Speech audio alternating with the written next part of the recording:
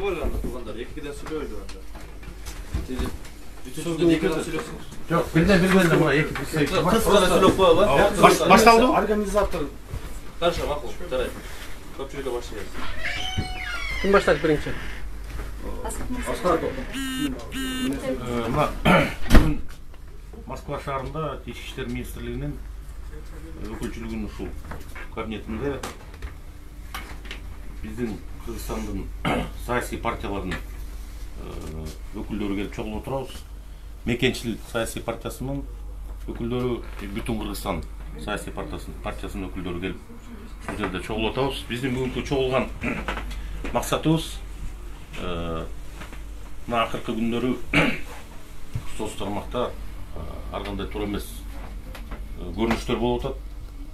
Ушул саясаттын аркасы менен бир эл ушул алыста жүргөнүн бири-бирин тура эмес андай комментарий болуп атат. Тура эмес чакырыктар болуп атат. Биз ошону бүгүн мына эки тарапты чакырып, жанатан бери мына 1,5 сааттан бери сүйлөшүп отурдук ушул жерде. Азыр бир абдан жакшы бир чечимге келдик. Мына эки тараптын активисттери келишти. Жанатан бери 1,5 сааттан бери сүйлөшүп, бирок жакшы бир чечимге келдик. Мындан ары ынтымакта биргелешип, ушул жерде бир ынтымакта бололу деген чечимге келдик буюрса. Биз дагы чыгып кетет элек. Мына азыр учурдан пайдаланып, ушул соц тармак аркылуу кайрылып кетет элек. Бул күндөрдө бүтөт. Бул күндөрдө өтөт. Саясат, выбор, шайлоо дегендин баары өтөт. Биз бирок адам бойдон калышыбыз керек. Ар ким тандаган тандоосун сыйлашыбыз керек. Эки-экиден мына алыс жерде жүргөндө ушул туура эмес көрүнүш ушинтип экиге бөлүнүп алып, эки тарап болуп ушинтип туура эмес иштер болгон. Ошон үчүн баарыңыздардан суранып кетет элек мына учурдан пайдаланып. Москвада алыста жүргөн мекендештерибизде эч кандай мындан ары вопрос болбойт деген чечимге келдик. Анда мына азыр ушул эки тараптын өкүлдөрү да сүйлөп койсун. Өзүңөр тааныштырыңыз. Ассаламу алейкум, урматтуу мекендештер, урматтуу жердештер. Биз бүтүн Кыргызстан саясий партиясынын атынан мен аты жөнүм Абдуллаев Тиминбай Мамасидикович. Мен ошол элчиликке келип отурабыз. Келгенибиздин себеби выяснять этели деп келип отурабыз. Бул жерде выяснять эте турган эч нерсе жок экен. И бул жерде кандайдыр бир провокацияга алдырган, же болбосо кандайдыр бир өзүнүн эмоциясына алдырган соц тармактардагы жазылып аткан комментарийлерден улам кишинин кыжыры келет, ар кимдин 1000 адамдын 1000 түрлүү ою болот дегендей. Ошон үчүн сиздерден сураныч туугандар, эмоцияга алдырбайлы, ар бир кадамыбызды ойлоп басалы. Бул жерде болгону 4 кыргызбыз, жана 4-өбүз тең 4 жакка бөлүнбөйлү. Жана мен айтайын дегеним, эгерде бул шайлоо всегда үгүт иштери менен жүрөт. Всегда ким кайсыл эмени лидерди колдосо, жана ошол лидердин артыкчылыктарын, ким кайсы лидерди колдосо, ошол колдогон лидерлерин бирөөнүн колдоосун, выборун сыйлоо билели. Андан кийин айта кетчү нерсем, ар кандай эмелер болот, үгүт иштери болот. Жана сиздерден сураныч, жеке өзүңүздөргө кабыл албастан, мындай көңүл сыртында мындай калыстык сөз менен токтоолук түрдө чечим чыгарып, жана өзүңүздөрдүн реакцияңыздарды ошого жараша берүүңүздөрдү суранабыз. Анан бул жерде айтып кетчү нерсе, калыстык деген нерсе аксакалдарга особенно кайрылып өтөм. Айнанайын аксакалдар, эгерде бир нерсе боло турган болсо, бир жактуу эме кылбастан аксакалдарга только калыстык гана жарашат. Бир тараптуу эмес. Ошондуктан сиздерден сураныч, мындай жаштар, ладно, биз бир аз эмоция менен келишибиз мүмкүн, бирок аксакалдар всегда жаштарды тизгинин тартып туруу сиздердин колуңуздарда. Калыс сөздөр менен. Ошондуктан могул жерде сиздерден дагы сураныч, кайсыл партиянын өкүлдөрү же болбосо колдоочулары кандай эмелер жазат, негативный нерселерди жазып, негативный маалыматтарды таратып эме кыла турган болсо, албетте биз өзүбүз бүтүн Кыргызстан саясий партиясынын тарапташтары жагынан дагы аракет кылабыз, түшүндүрүү иштерин жүргүзгөнгө аракет кылабыз. Жана Мекенчил партиясынын тарапташтарынан дагы сурандык, жана бир пикирге келдик. В принципе, бизде бөлүнө турган, жарыла турган же болбосо жанагындай нерселер жок. Буга чейинки болуп өткөн нерселердин бардыгын китептерди, дептерлерди жаптык. Жаңы барактан ошол алдыдагы президенттик шайлоого ким кайсы лидерди колдосо, ошол лидердин өзгөчөлүктөрү менен алдыга сүрөп чыгуубузду, ошол чыгуубузга, сүрөбүзгө, барыбызга ийгиликтер каалайбыз. Рахмат. Ассаламу алейкум, жакшы көрүүчүлөр.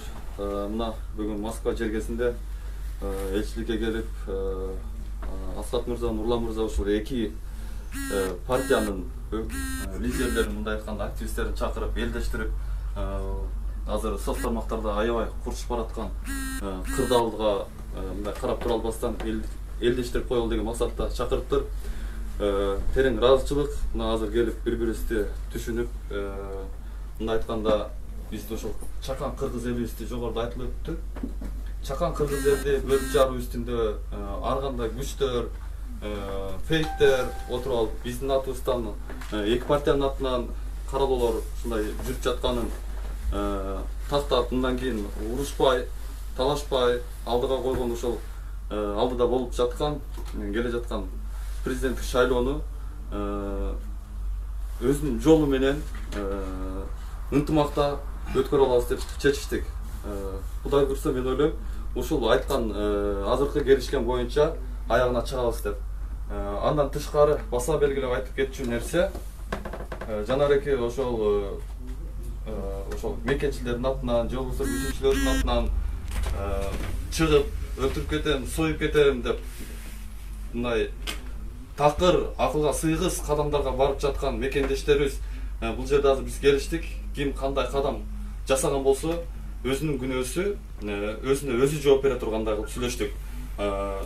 Биз тараптан болобу, бүтүнчүлөр тараптан болобу, эки тараптан ушундай келиштик. Ар ким кылган ишине өзү жооп бермей болду. Мен ойлойм, кыскача ушундай, жогоруда баарын түшүнүктүү айтып кетти окшойт. Биз кошулабыз ушул нерсеге. Аллах койсун. Урматтуу мекендештер, мына дагы бир жолу рахмат, биздин ушул чыгарганыбызга келип, бул жерден жакшы иш болду деп ойлойм бүгүн. Ушудан пайдаланып дагы бир жолу суранып кетет элек биздин мекендештер, ушу алыста жүргөн, Москвада жүргөн туугандардан суранып кетет элек. Мыйзамды сыйлашыбыз керек. Мыйзамды бузбоңуздар деп суранабыз. Жанагындай ар кандай призыв болуп атат. Өлтүрүп кетем, союп кетем, мындай кылам, тигиндей кылам деген призывтар болуп атат. Ошол боюнча мыйзам бар. Ошол мыйзам чегинде жооп берип калышыңар мүмкүн. Соц тармакты бүт дүйнө жүзү көрөт. Андан сырткары жанагынтип көчөдөн уруп кетти, согуп кетти деген ар кандай фактылар болуп атат. Мына азыр сүйлөштүк. Ушундай факты болсо, арыз менен кайрылып ошого юридикалык баа берилет. Мыйзам чегинде ошо жазасын алат ошондой. Ошон үчүн мыйзам бузбоңуздарды дагы бир жолу суранабыз. Ал эми бүгүнкү эки тарап келип мына жакшы кол алышып,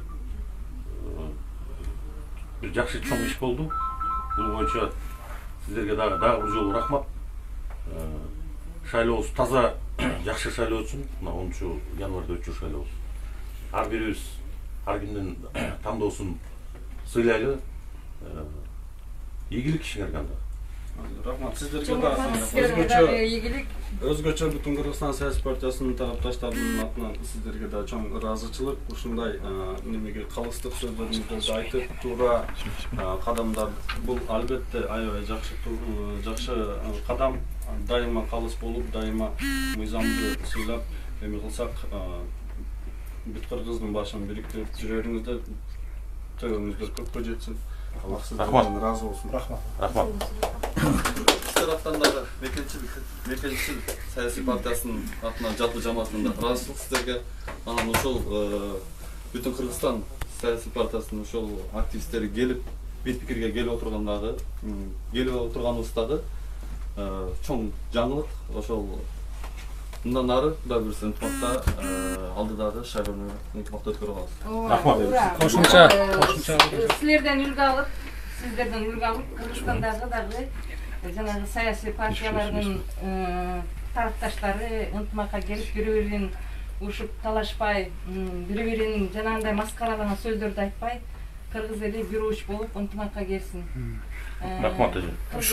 Кыргыз эли өнүп өссүн. Алдыдагы мамлекет болсун. Рахмат айтыңыз. Барыңыздар мынакей бүгүн өз өлкөбүздөн, өз жерибизден, өз ата журтубуздан өзгө бөтөн жерде эмгектенип жүрөбүз, убактылуу эмгектенип жүргөн мигранттар баарыбыз бир бололу, бир жеңден кол, бир жакадан баш чыгарып, алдыдагы боло турган 2021-жыл 10 январда боло турган президент шайлоону тынч, аман эсен жана таза шайлоо иретинде өткөрүп алалы. Жана ошондой эле азыркы кандидаттардын эң алдыңкы саптарында бараткан жана ошондой эле ал инсандардын электораты күчтүү кандидаттардын колдоочуларына, жалпы Кыргызстанга жана ошол Россия жергесинде өзгө журтта жүргөн жарандарыбызга кайрылат болчумун. Колдойлу, кубаттайлы, ыйман менен, дил менен, чыныгы инсандык намыс менен колдойлу. Эч бир инсандын көңүлүн орутуучу, эч бир инсандын көңүлүн калтыруучу негатив сөздөрдү инсандын көңүлүн орутуп, билиңе кандайдыр бир чок салуучу сөздөрдү андай негатив сөздөр менен мамиле жасоонун ордуна кыргызча ыйман жолунда, ислам жолунда салам алейк менен жасайлы. Урматтуу ошол колдоочуларына да кайрыларым. Азыр бул жакта эки партиянын, эки активисттин колдоочу, эки лидердин колдоочуларынын негизинде келишим түзүлдү. Эгерде мыйзам чегинен чыгып кеткен колдоочулар, жарандар болсо, мыйзам алдында, мыйзам чегинде гана жооп берет. Эч кандай уруш талашсыз шайлоодо аман эсен өткөрүп алалы. Барыңарга рахмат. Рахмат. Колдарында ушу менен биздин чогулушубуз бүттү. Рахмат кеткениңерге. Рахмат. Мындан чыгып алып бир жерге барып чай ичкиле. Чогуу.